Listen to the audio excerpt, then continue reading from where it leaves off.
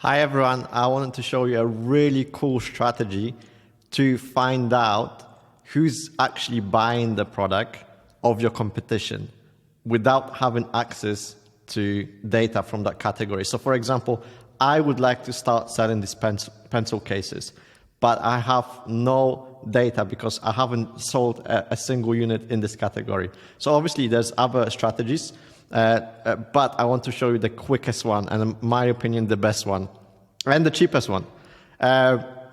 So I simply start by producing my first analysis with Keplo, and I just quickly by scrolling through I can quickly understand who's buying the product. So the reviewer profile who's buying the product is mostly female. I can see that the end user has mostly students, family members, office workers, kids also, and I get a very detailed idea about the usage patterns. So even simply by just doing that, I straight away know who's my avatar. But I want to take it further and I'll show you how.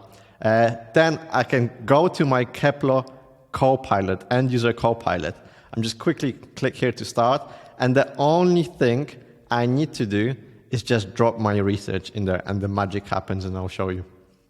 So let's just let it upload. Okay, so remember, this is all based on data, on thousands of reviews. And Keplo basically reads one by one, understanding who's reviewing, the reviewer profile, who's the mentions of the end user, the usage patterns, and it's able to reverse engineer the avatars. Okay, so we have a quick summary, and let's proceed. So now, based on all the information provided and inside document, let's create 5 different personas for that product. So we have Emma, the high school student. We have John, the office worker.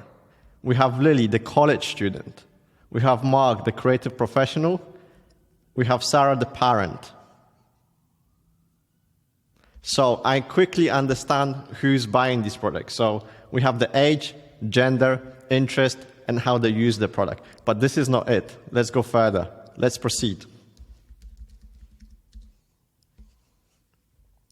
So now, Keplo is going to create, based on those usage patterns and the avatars, it will create user journey maps. So I will know exactly, when it comes to Emma, what's the awareness situation here? How she will find out about the product, or how she did find out about the product? What is it that she would consider when buying the product? What convinced her to purchase the product? How does she use it? What kind of feedback she shares? And how satisfied she is or she would be, and what she would need in order to become a brand advocate. And let's create for them all.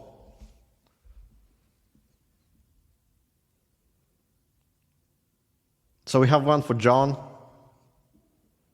And we'll basically create user journey map for every single avatar. So now I have my product, and now I can tailor my content and my brand specifically for these type of avatars. I know what kind of language to use, what kind of content even to produce when it comes to images, when it comes to benefits to prioritize. I know all of that because I am catering and speaking directly to my avatar. And this takes me 10 minutes. Let's create a portrait.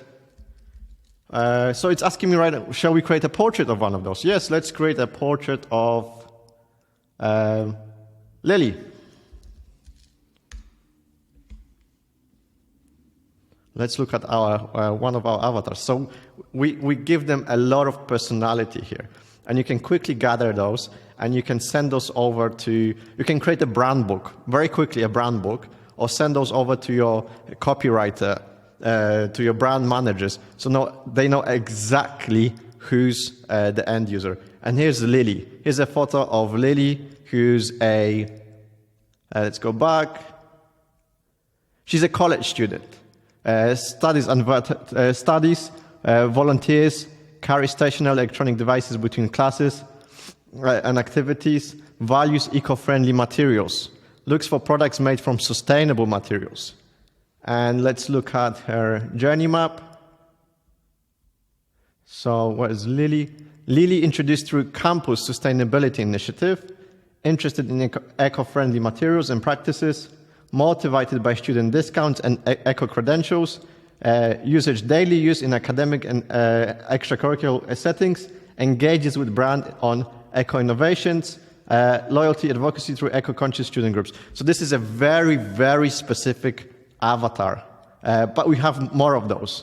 But this is simply taken from that data, from that Keplo data here, from all those reviews, from all those reviewer profiles, from all those mentions, from all those usage patterns, we're able to have 5 specific avatars.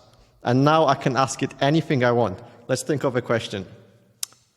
What kind of content would resonate with, let's find someone else, with Sarah, right?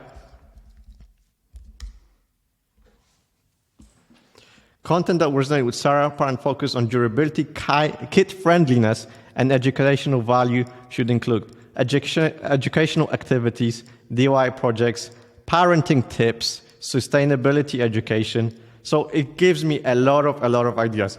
Let's create a portrait. Let's create a portrait of Sarah. So I'm getting so much details, so many ideas, simply by interacting with my Kepler research. So it's basically what we're trying to introduce here, guys, with Kepler, is data-driven creativity with the help of our trained co-pilots. Let's look at Sarah. And here we have Sarah. So right now, I can quickly put it in a keynote presentation, all these 5 avatars, and go to my team and say, guys, we're launching this new product, this new pencil case. Here are all my ideas. Let's test them. So if you like this hack, make sure to subscribe to Kepler Beta. We currently in our private beta testing, and probably and hopefully we'll launch in the next week or 2. All right, thank you. Bye.